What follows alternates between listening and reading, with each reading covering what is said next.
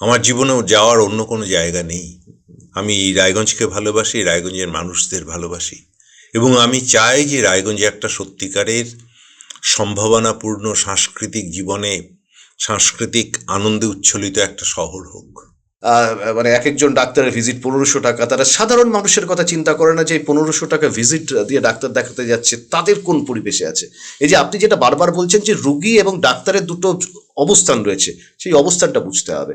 যে আমার চেম্বার কার্যত হসপিটাল আউটডোর হিসেবে কাজ করে। কিভাবে?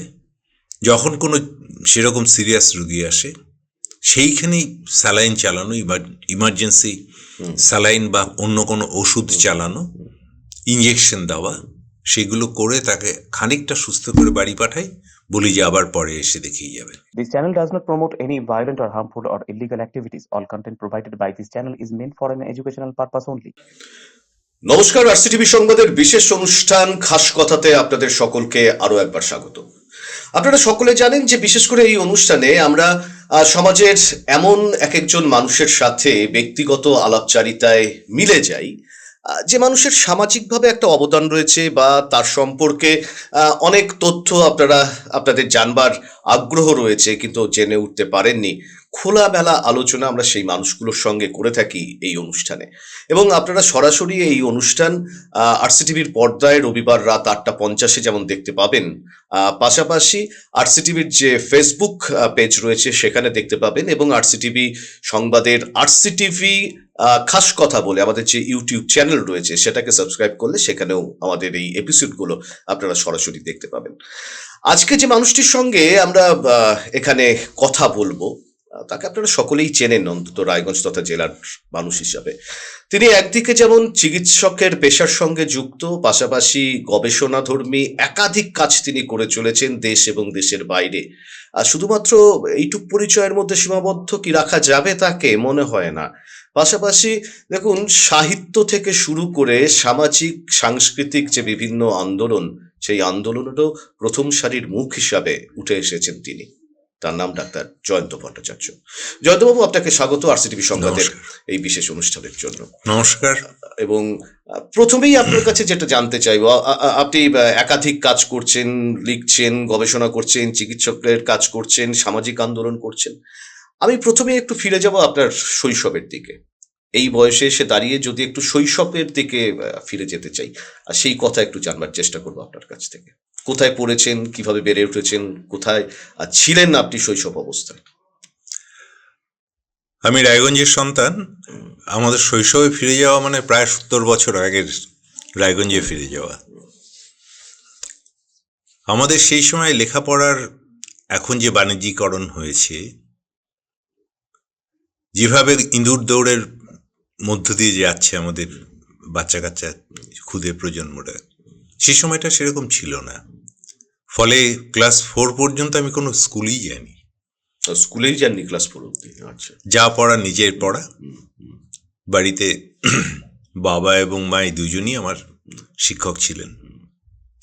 আর একটা জিনিস বলতে পারি, সেটা হচ্ছে আমার ছোটবেলা থেকে পড়ার প্যাশন বলতে যা বোঝায়, সেই অদম্য আগ্রহ শব্দটা বাংলায় বললে একরকম, প্যাশন মানে হচ্ছে ভেতরে একটা তাগিদ, সারাক্ষণ একটা তাগিদ, যে এটাকে জানবো, ওটা জানবো। তো সেইটা ৩-৪ বছর বয়স থেকে শুরু হয়েছিল। তারপরে তো আমাদের সেই সময় রায়গঞ্জে যে ডিবেটগুলো হতো, ডিবেটগুলো বলবো না, কারণ তখন বাম শক্তি দুর্বল অবস্থায় ছিল। ক্ষমতা একবার দুবার এসছে আমার শৈশবে, ৬৭ সালে একবার, আচ্ছা, আর একবার ৬৯-এ। সেই সময় আমাদের বাড়ি এই বাম শক্তির ঘাঁটি ছিল, তাদের শেল্টার ছিল। তখনকার সেই সময় স্কুল টিচারদের কোনো পে স্কেল বলে কিছু ছিল না। ম্যানেজিং কমিটি একটা মাইনে ঠিক করে দিত, সেই অনুযায়ী চলতো। হ্যাঁ, এটা বামফ্রন্ট সরকার ৭৭ আসার পরে পে স্কেল এবং প্রভিডেন্ট ফান্ড, পেনশন, এই সমস্ত কিছুগুলো যা যা হওয়ার আজকে স্কুল টিচারদের, সবই হয়েছে বামফ্রন্ট সরকার আসার পরে। তো ফলে আমার বাবার মাইনে খুবই সামান্য ছিল, ১-২০০ টাকা বোধহয় মাইনে ছিল, ৬৭-৬৮ কথা বলছি। আমাদের বাড়িতে আমরা যে কজন ছিলাম, আমরা 4 ভাই বোন, বাবা মা। তার চেয়ে বেশি আমার দাদার বন্ধুরা আসতো বাড়িতেই? বাড়িতে, আচ্ছা। এবং দিনের পর দিন থাকতো, হুম, হুম, হুম, খাওয়া দাওয়া করতো। এমনকি অধুনা অত্যন্ত পরিচিত নামী হুম, শুভেন্দু মাইতি, হুম, হুম, শুভেন্দু গায়ক। মাইতি, গায়ক। আমাদের বাড়িতে দীর্ঘদিন ওই মেদিনীপুরে যখন সেই সময় গুন্ডারা মেরে ওর চোখ নষ্ট করে দিল, তারপর আমাদের বাড়িতে এসে তার চিকিৎসা হয়েছিল। এবং সেই সময় আমার মনে পড়ে যে স্মৃতিতে গৌতম সিনহা এখন সদ্য রিটায়ার করলো, ওর বাবা কল্যাণ সিনহা ইএনটি ডাক্তার ছিলেন। ইএনটেন ডাক্তার ছিলেন। উনি এই বাম শক্তির সমর্থক ছিলেন। আচ্ছা, আচ্ছা, আচ্ছা। ওনার কাছে রুগীপত্র নিয়ে যাওয়া হতো। যাই হোক, সেটা তো একটা গেল। এবার মানে ছোট যখন ছিলেন, মানে একটা শৈশবের তো একটা স্মৃতি থাকে। স্কুল থেকে চলে গেলেন একটু সিনেমা দেখতে, স্কুল থেকে একটু বন্ধুদের সঙ্গে একটু আড্ডা মারতে। এই 70 বছর বয়সে দাঁড়িয়ে আগের স্মৃতিগুলো যদি ঝালিয়ে নেওয়া যায়, সেরকম কোনো স্মৃতি রয়েছে? অ্যাকচুয়ালি সিনেমা না আমাকে খুব বেশি আকৃষ্ট করতো না, খুব ক্লাসিক্যাল সিনেমা ছাড়া।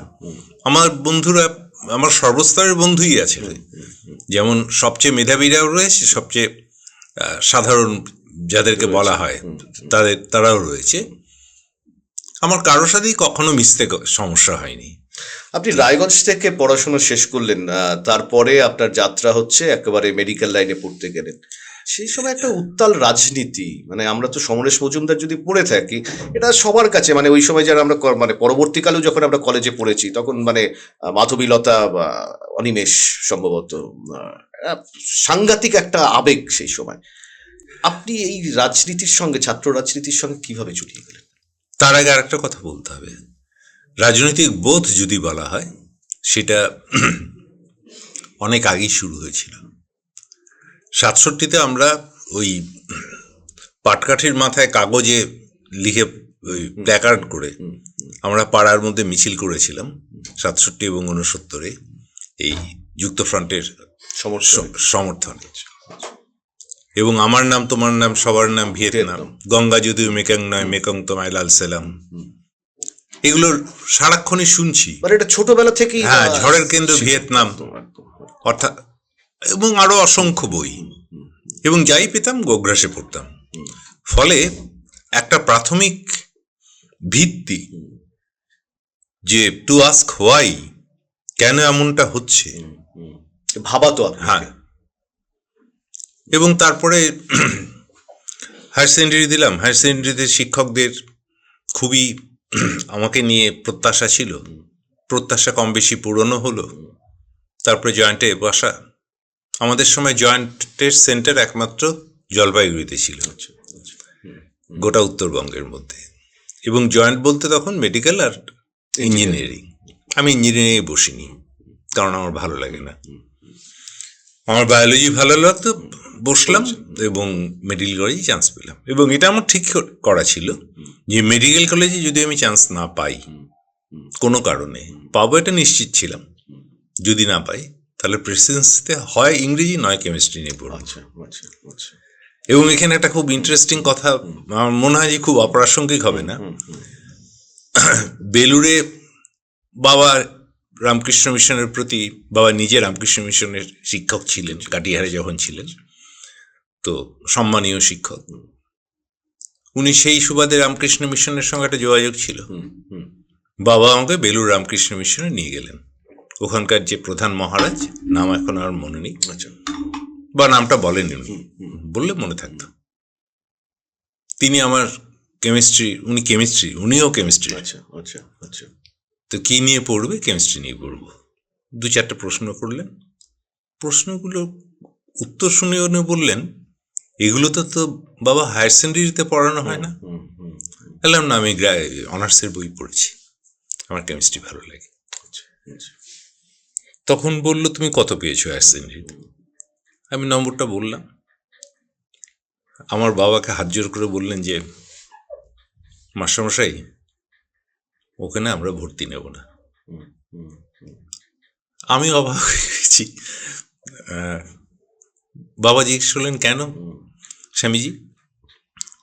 বললো, তো মেডিকেলে পাবে, আমরা শুধু শুধু একটা সিট কেন আটকে রাখবো? আচ্ছা আচ্ছা, সেটাই একটা আপনার মেডিকেলে যাওয়ার একটা পথ বলতে পারেন খুলে। হ্যাঁ, মানে উনি বেসিক্যালি বুঝলেন যে মানে কেমিস্ট্রি বা এইগুলোতে তাহলে তার মানে পরীক্ষা যা হয়েছে তাতে মেডিকেলে আমি চান্স পাচ্ছি। তারপরে মেডিকেল কলেজে ঢুকলাম। মাধবীলতা অনিমেষ, সেই সময় আর কোনো মাধবীলতা ছিল না, অনিমেষ থাকলেও কি আর বলবেন এই মুহূর্তে দাঁড়িয়ে? হ্যাঁ, থাকলে তো বলবই, না বলার কিছু নেই, কারণ তখন অন্য কিছু ভাবার অবকাশ নেই। আমি যদি সমরেশ মজুমদারের গল্পটা খেয়াল করি তাহলে দেখবো যে ওরা ইউনিভার্সিটিতে পড়ছিল, ইউনিভার্সিটি পড়তে পড়তে ওদের এই সম্পর্কটা হয়।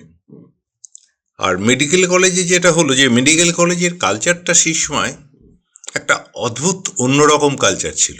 আচ্ছা, খুব একই সঙ্গে এলিট এবং বিপ্লবী, বিদ্রোহী একেবারে সহাবস্থান ছিল একদম, একেবারে এলিটিজম। এবং আমাদের সময় মেডিকেল কলেজে রোমানিয়ার অ্যাম্বাসেডরের মেয়ে পড়ছে,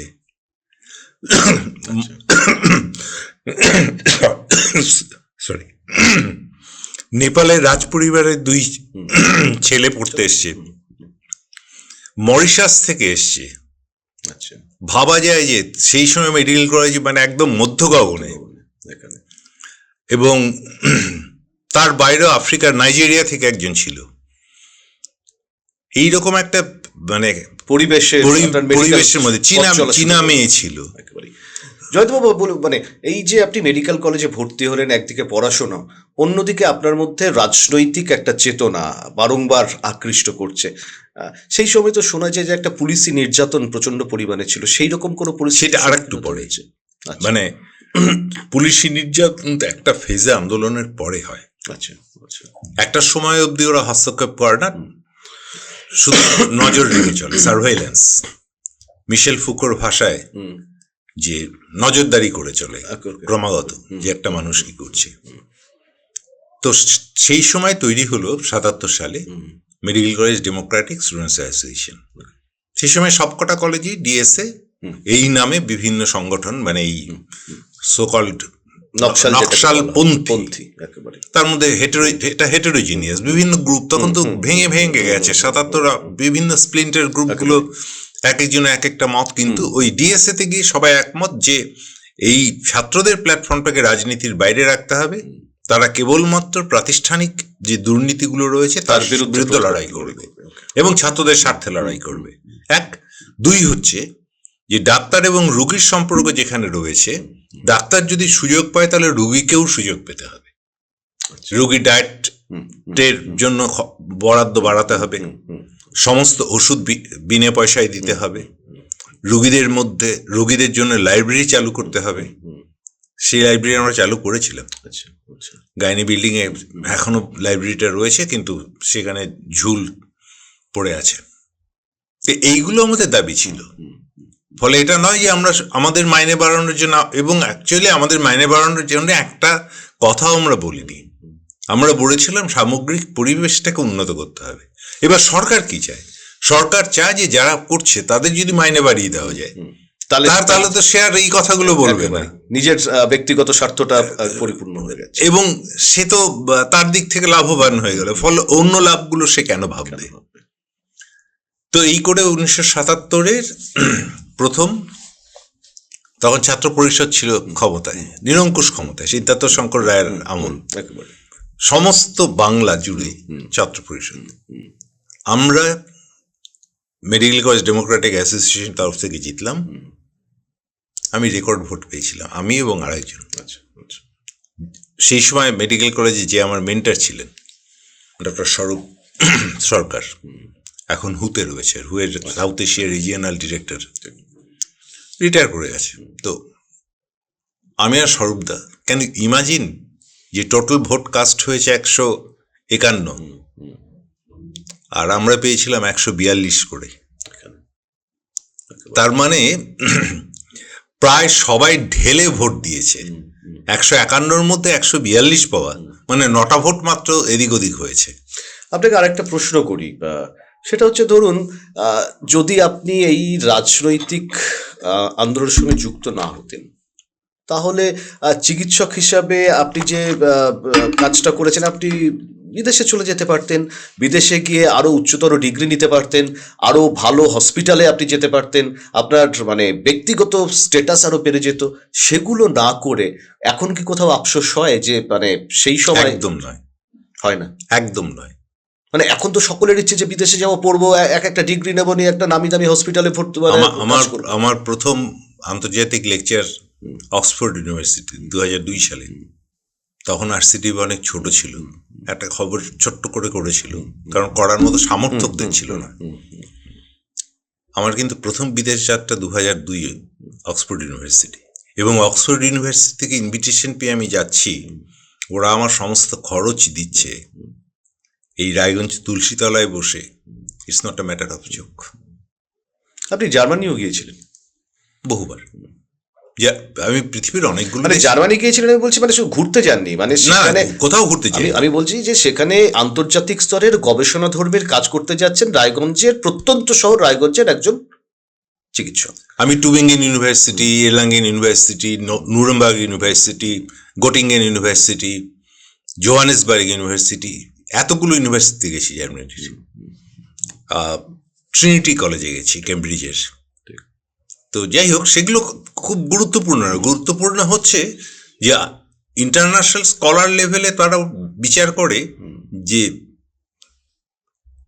তার রিজনিংটা কীরকম, যে বক্তব্যটা বলছে তার মধ্যে কোনো নতুন সারবত্তা আছে কিনা, নতুন কোনো দিক নির্দেশ আছে কিনা, সেগুলো ওরা এর মধ্যে পায়।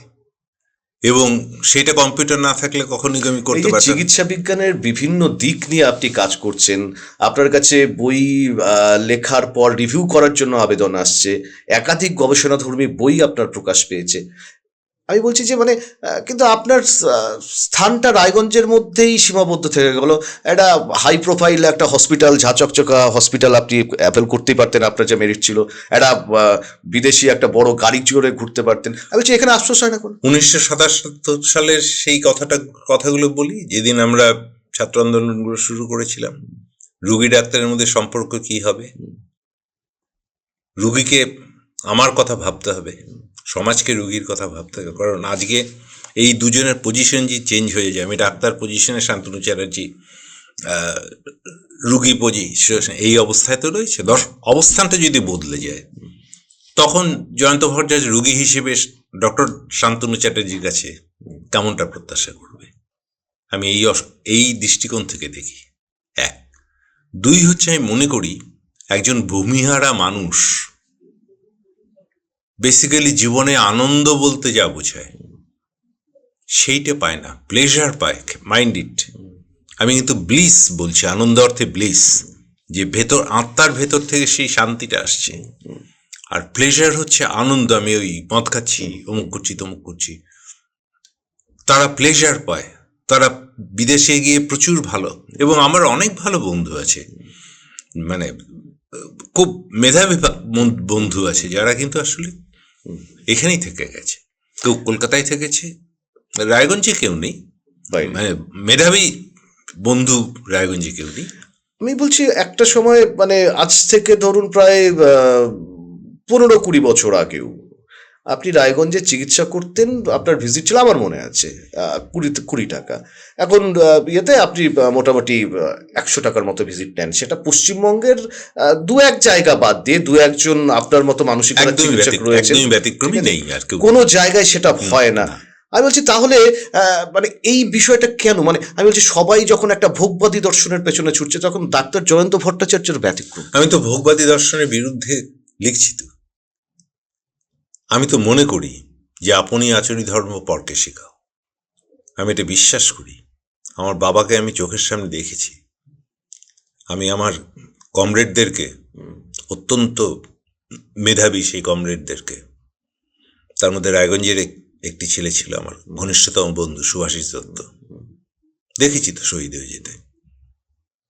অর্থাৎ আমার জীবনের মাইলস্টোনগুলো কিন্তু এরা তৈরি করে দিয়েছেন। আমার জীবনেও যাওয়ার অন্য কোনো জায়গা নেই। আমি এই রায়গঞ্জকে ভালোবাসি, রায়গঞ্জের মানুষদের ভালোবাসি, এবং আমি চাই যে রায়গঞ্জে একটা সত্যিকারের সম্ভাবনাপূর্ণ সাংস্কৃতিক জীবনে, সাংস্কৃতিক আনন্দে উচ্ছ্বলিত একটা শহর হোক, যে চিন্তা করতে পারবে যেখানকার ছেলেমেয়েরা নতুন যখন কিছু রুগী control আসে করবে। আপনার কাছে, মানে ধরুন আপনি যে রাজনৈতিক আন্দোলনটা করেছিলেন, যে বুঝতে পারছেন যে খুব অসহায় অবস্থায়, কোনো কিছু পাচ্ছেন, অনেক সময় আপনি বিনা পয়সায় তাদের দিয়ে দেন, মানে চিকিৎসা করেন, ওষুধ দিয়ে দেন, এবং 100 টাকা জয়ন্ত ভট্টাচার্য এখন এই মুহূর্তে ভিজিট, এটা এটা কি কিছু- আপনার, এটা এটা কিছু কিছু না। রাজনৈতিক আমি বলছি যে মানে এই যে বিভিন্ন জায়গায় তো দেখা যায়, বিভিন্ন জায়গায় খবর হয়, মানে এক একজন ডাক্তারের ভিজিট 1500 টাকা, তারা সাধারণ মানুষের কথা চিন্তা করে না যে এই 1500 টাকা ভিজিট দিয়ে ডাক্তার দেখাতে যাচ্ছে তাদের কোন পরিবেশে আছে।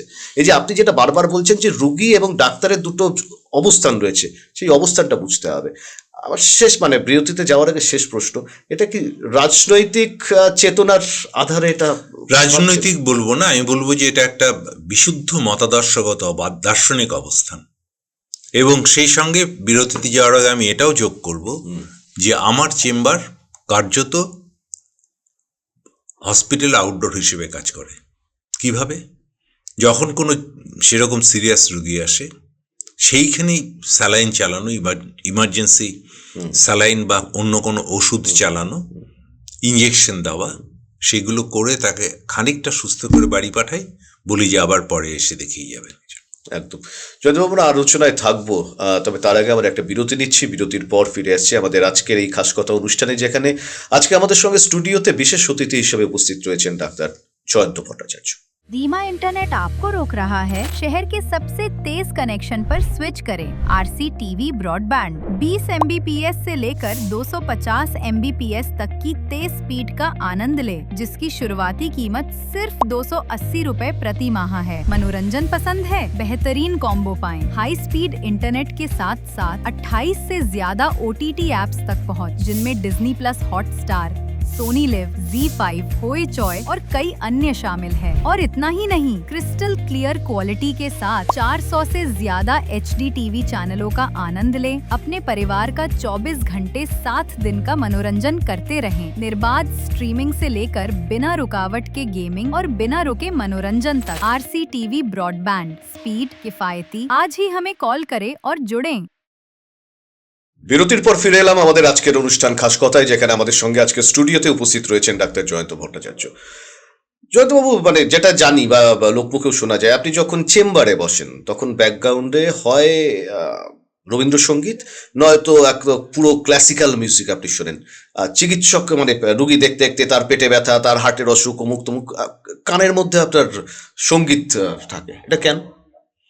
এটা শুধু আমারও নয়, মানে আমার জন্য শুধু আমি তো আমার জন্য তো শুনি বটেই, কিন্তু আরো গুরুত্বপূর্ণ হচ্ছে যে এটা একটা অভ্যেস, যে অভ্যেসটা ওখানে যারা আসে তাদেরও ধীরে ধীরে যদি তৈরি হয়, অর্থাৎ একটা বিকল্প সংস্কৃতি আবহাওয়া তৈরি করা। রুগী একটা প্যানিক নিয়ে ঢুকছে, গানটা কি তাদের কিছুটা মানে নিশ্চয়ই মিউজিক থেরাপিটা এখন খুব গুরুত্বপূর্ণ থেরাপি, একেবারে গুরুত্বপূর্ণ থেরাপি।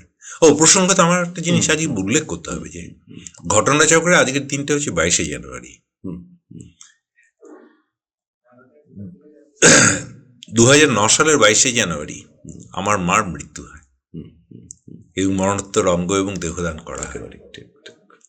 আমার খুব পরিষ্কারভাবে মনে আছে, পরপর 4 দিন আমার সামনে বসা শান্তনু চ্যাটার্জি, তখন অনেক ছোট, 16 বছর আগে, 17 বছর আগে, পরপর 4 দিন এটা নিয়ে খবর করেছিল এবং সেটা ইন্টারন্যাশনাল টাইমস অফ ইন্ডিয়া পর্যন্ত খবর পৌঁছেছিল।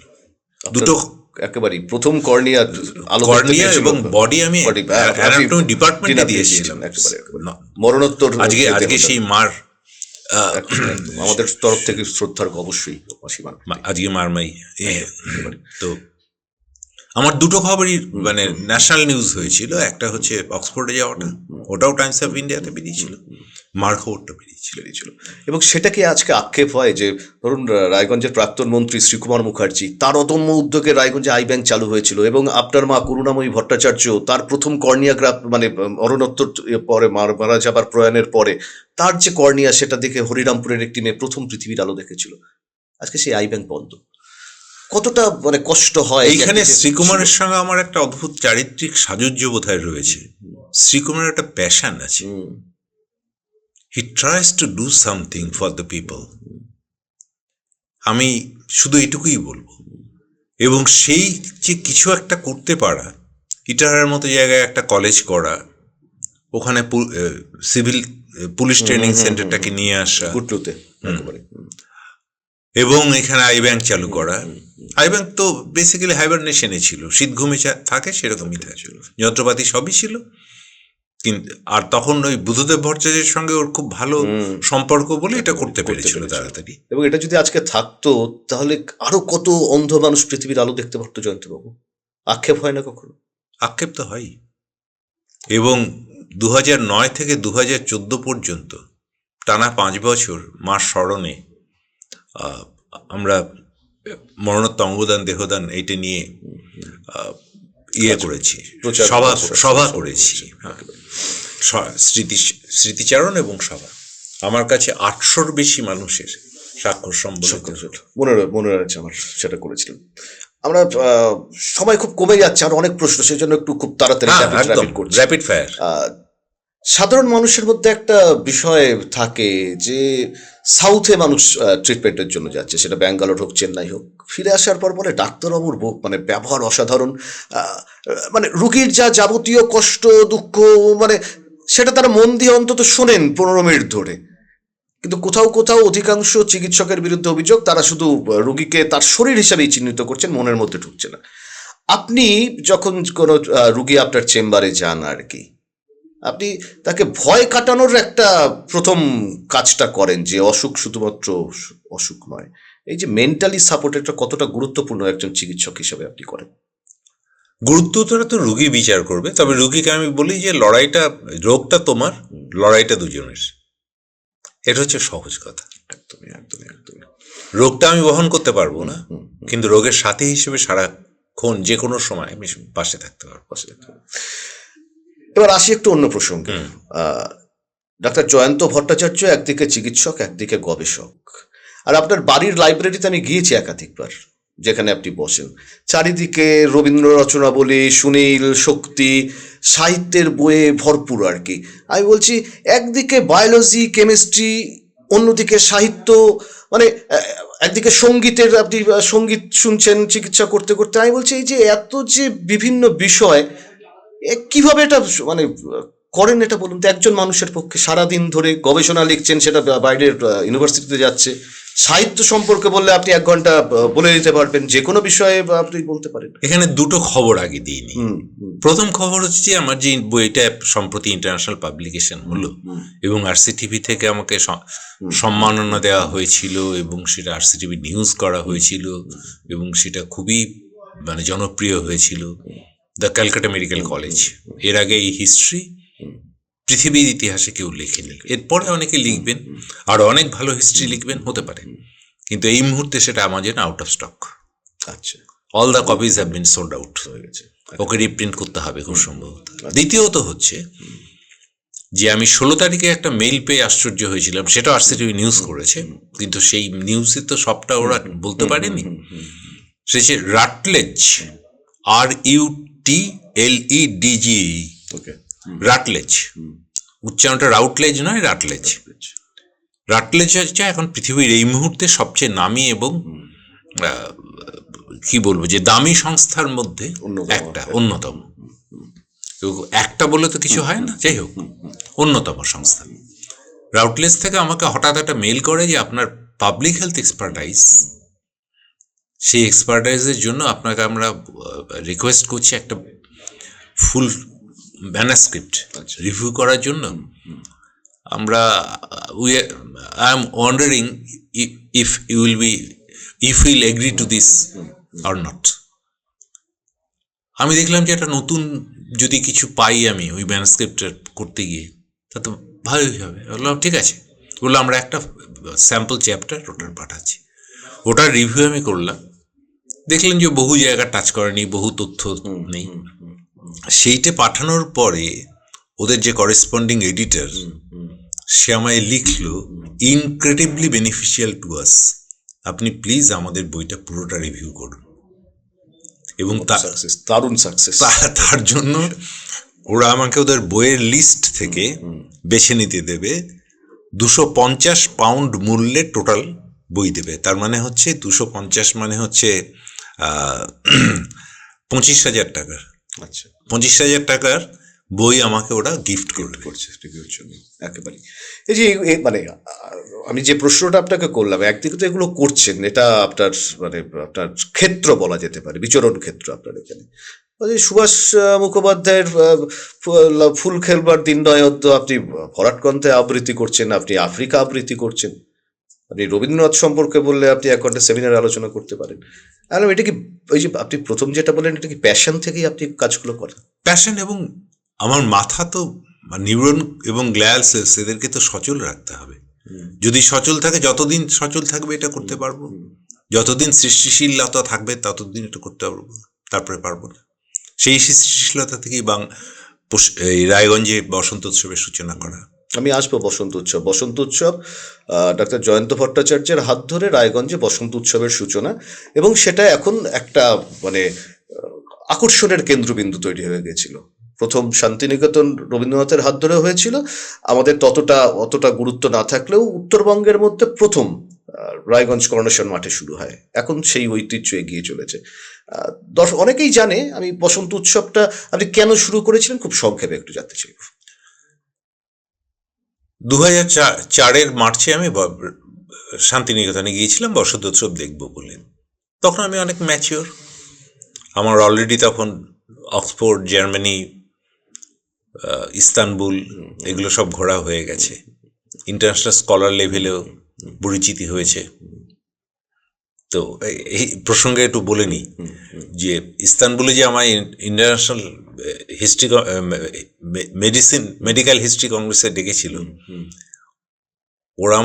ওরা আমাকে রেখেছিল সুইস হোটেল, আচ্ছা, একদম বসফরাসের ধারে। লাউঞ্জে বসলে পর বসফরাসের ঢেউ এসে ঝাপটা মারছে। আমি ওরকম 7 স্টার হোটেলে এর আগে কখনো থাকিনি। সেটা ওরা প্রোভাইড করেছিল আপনার জন্য, 5 দিনের জন্য প্রোভাইড করেছিল। এবং কেন? আমি প্রথম একটা অ্যাবস্ট্রাক্ট পাঠাই, অ্যাবস্ট্রাক্ট পাঠানোর পরে আমি চুপ করে গেছি, কারণ রেজিস্ট্রেশন ফি ওদের প্রচুর, অনেক টাকা ছিল। তারপরে ওদের যে অর্গানাইজার নীল শাড়ি, এক ভদ্রমহিলা ডাক্তার, উনি আমাকে লিখলেন যে আপনার এরকম একটা চমৎকার অ্যাবস্ট্রাক্ট, আপনি তো আর কিছু। তখন আমি খোলাখুলি বললাম যে আমার এত টাকা নেই, আমি যেতে পারবো না। বলে আপনি টাকা নিয়ে কেন চিন্তা করছেন, আমরা এগুলো প্রোভাইড করবো আপনাকে। আমি এয়ারপোর্ট থেকে বেরিয়ে দেখলাম যে আমার জন্য একটা ছোট ভলভো বাস, আমি একজন মাত্র আরোহী, প্ল্যাকার্ড নিয়ে দাঁড়িয়ে আছে জয়ন্ত ভট্টাচার্য, সেই ইস্তানবুলের সেই বাড়ি তুরস্ক 4th পজিশন পেয়েছিল বিশ্বকাপে, 2002 বিশ্বকাপে।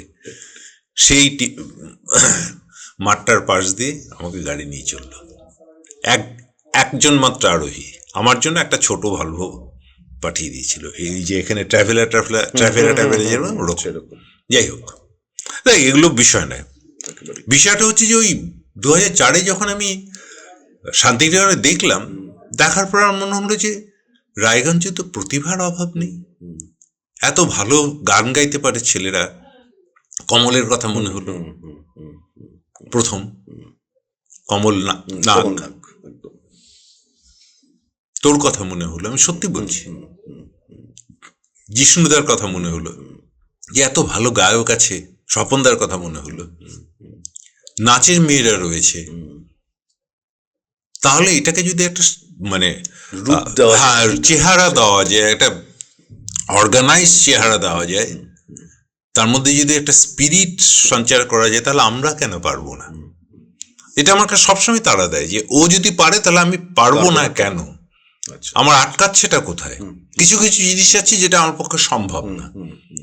যদি প্রযুক্তি নির্ভর হতে হয় তাহলে আমি সেটা করতে পারবো না, কিন্তু যেটা মেধা নির্ভর আমি সেটা অবশ্যই পারবো। যেটা সৃষ্টি নির্ভর সেটা আমি অবশ্যই পারবো, হয়তো অন্যদের চেয়ে ভালো পারবো।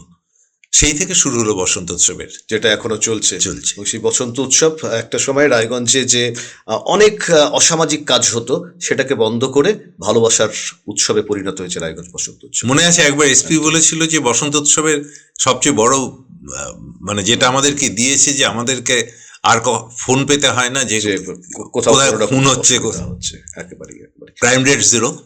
যত সময় প্রায় শেষের দিকে, যদি আপনাকে বলা হয় যে আপনার জীবনে সবচাইতে আনন্দের মুহূর্ত এখনো পর্যন্ত কোনটা? এই প্রশ্নটা না যদি সরাসরি উত্তর হয় না তাও। হ্যাঁ, বেশ কতগুলো আনন্দের মুহূর্ত রয়েছে। যেমন অক্সফোর্ডে যাওয়াটা একটা প্রবল আনন্দের মুহূর্ত। বই প্রকাশ পেল দ্য ক্যালকাটা মেডিকেল কলেজ, প্রবল আনন্দের মুহূর্ত। এখানে যেদিন সম্মাননা দেওয়া হয়েছিল সেটা আমার কাছে সত্যিই খুব আনন্দের ছিল, যে এই সম্মাননাটা, তার আগে কেপিসি মেডিকেল কলেজ থেকে আমাকে যে সম্মাননা দেওয়া হয়েছিল কলকাতায় পাবলিক হেলথ অ্যান্ড প্রাইমারি কেয়ারের উপরে কাজ করার জন্য, ভীষণ আনন্দের মুহূর্ত। আর সবচেয়ে বেশি আনন্দের মুহূর্ত, মানে সবচেয়ে বেশি বলবো না, এই আনন্দ মুহূর্তগুলোর সঙ্গে জড়িয়ে আছে যে আমি পরিবারের সঙ্গে জড়িয়ে আছি। আমার পুত্র আইআইটিতে পিএইচডি করছে, সেটাও সেটা একটা আনন্দের, সেটাও খুব আনন্দের কথা। আমার কন্যা তার চাকরি বাকরি সহ নাচে জাতীয় ক্ষেত্রে তার যোগ্যতা অর্জন করছে, এবং সব মিলিয়ে ভালো আছি আমরা। জীবনে যদি বলা হয় যে জীবনের সবচাইতে কোন ঘটনা আপনাকে কষ্ট দিয়েছিল? বাবার মৃত্যু, মার মৃত্যু, আর কিছু বিশ্বাসঘাতকতা আমাকে কষ্ট দিয়েছে। সেটা রাজনৈতিক জীবনে সেই মানে সেই ক্ষতগুলোকে আর ভুলতে পারেন না, ভুলতেও পারি না, সেগুলোকে প্রকাশ করেও লাভ নেই। তবে বাবার মৃত্যু, মার মৃত্যু আমাকে ভীষণভাবে আহত করেছিল, এখনো পর্যন্ত কষ্টের মুহূর্ত। ও আর একটা আনন্দের মুহূর্ত আমার বলা হয়নি, সেটা যে আমার ভাই ভাস্কর ভট্টাচার্য কিডনি ফেলিয়ার পেশেন্ট ছিল, রেনাল ট্রান্সপ্লান্ট হয়েছিল। মনে আছে একদম। সেই দিনটাও আশা করি মনে আছে, যে ওর ব্লাড প্রেশার এক সময় এখানে ওর পাগড়মো কমানোর জন্য যে ইঞ্জেকশন দেওয়া হয়েছিল তাতে 0 হয়ে গেছিল। টানা 24 ঘন্টা ওর সঙ্গে লড়াই করে সবাই আমাকে বলছে ওকে শিলিগুড়িতে বা অন্যত্র নিয়ে যেতে। আমি বলেছিলাম না, যা করার আমি এখানেই করব। সেটাও আপনার একটা জীবনে আনন্দ, যে সেই লড়াইটাতে আপনি জয়ী হয়েছিলেন। একদম।